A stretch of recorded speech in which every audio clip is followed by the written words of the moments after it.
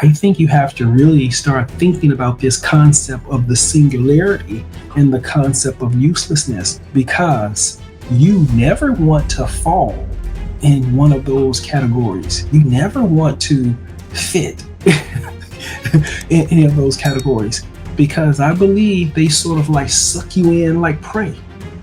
I don't believe that the process that people are voluntarily falling into these situations, they're probably sucked into by the people who would eventually make them disappear or harm them. So think about this concept, the singularity being here.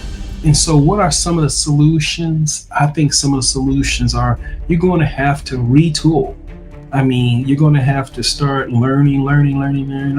Second thing is that you're going to have to start learning how to develop software or AI or things like that. The third thing I think is most important, you have to shift.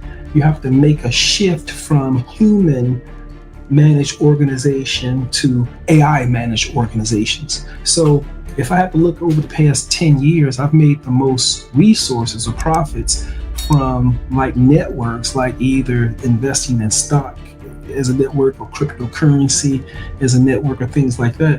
Me putting my resources in these type of impersonal networks always gave me more gains than putting my resource into a business that's run by individuals.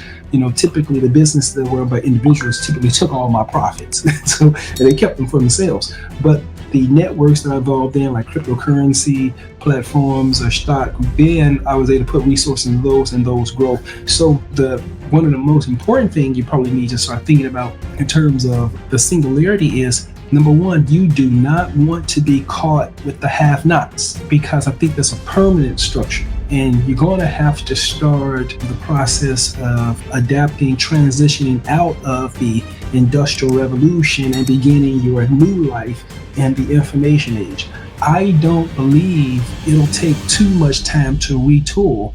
I think it may take someone maybe 3.5 years or 4 years of dedication to retool, but I think you'll get there to the haves or have nots.